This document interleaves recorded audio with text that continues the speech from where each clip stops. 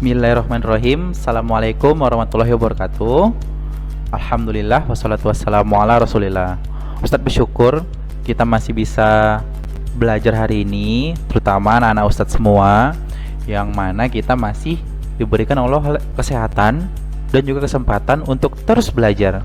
Jadi hari ini anak-anak Ustadz, kita akan coba mereview ataupun mengulang kembali materi tentang cahaya dan juga mata.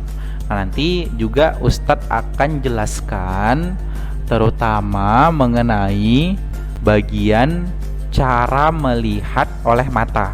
Dan juga nanti kita juga akan membahas tentang kelainan-kelainan yang dapat terjadi di mata, terutama kelainan rabun jauh maupun rabun dekat.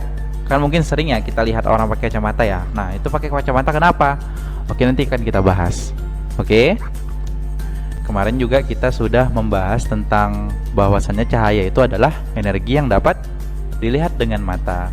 Kemudian kita juga bahas tentang sifat-sifat cahaya, diantaranya cahaya itu merambat lurus.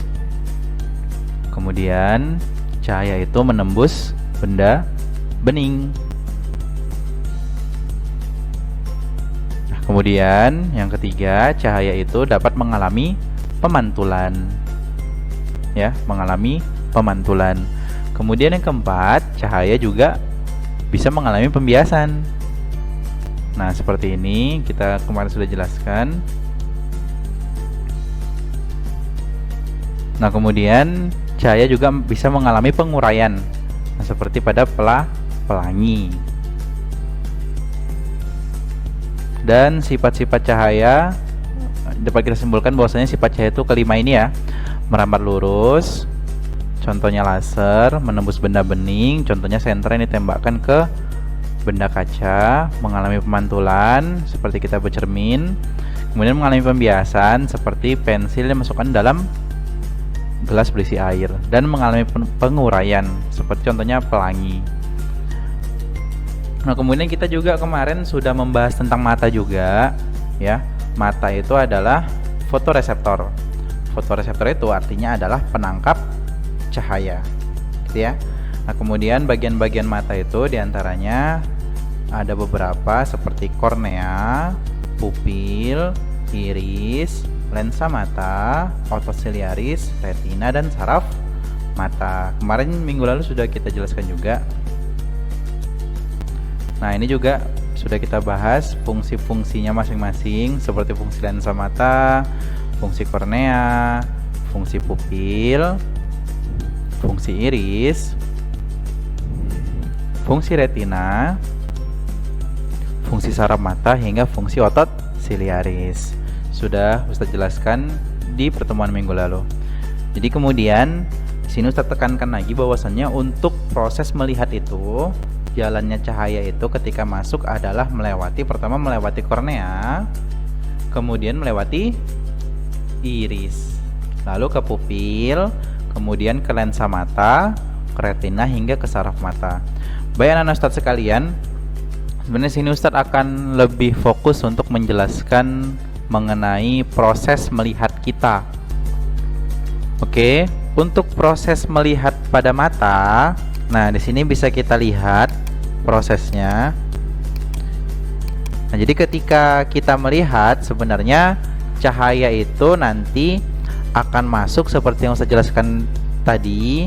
Dia masuk melalui kornea dulu, kemudian melalui iris, kemudian ke pupil. Setelah ke pupil akan difokuskan oleh lensa mata. Difokuskan kemana? Ke retina di sini.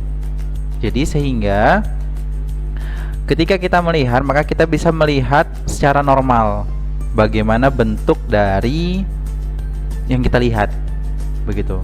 Ketika sudah sampai di retina. Nah, ketika sudah sampai di retina, maka akan diteruskan oleh saraf optik atau optic nerve ke bagian otak belakang atau lobus otak di bagian belakang. Nah, kemudian kondisi normal akan memungkinkan kita melihat dengan jelas kalau bayangannya tepat jatuh di retina, gitu ya. Nah, beda kondisi kalau posisi dari bayangan kita malah jatuhnya tidak tepat. Nah, ini kan tepat nih, berarti normal. Nah, ada kondisi seperti rabun jauh gitu ya. Rabun jauh sulit melihat benda yang jauh. Kenapa? Karena posisi bayangan tidak tepat jatuh di retina, tapi jatuh di depannya. Nah, ini yang disebut dengan rabun jauh atau miopi. Nah, tapi bisa dibantu sama yang namanya kacamata. Kacamata cekung. Ya, kacamata negatif atau cekung, sehingga dia bisa tepat di sini. Nah, kemudian ada juga kondisi rabun dekat. Rabun dekat, lensa matanya ini sudah tidak bisa berfungsi dengan baik, sehingga bayangannya malah jatuh di belakang retina, kejauhan gitu ya. Nah, tapi bisa dibantu dengan kacamata positif atau kacamata cembung, sehingga bisa melihat dengan normal dan jelas gitu ya. Ini saya jelaskan lagi. Kalau dia rabun dekat tadi ya, cahayanya itu ketika difokuskan oleh lensa mata akan sampai ke sini, jatuh di belakang retina. Retina di sini ya.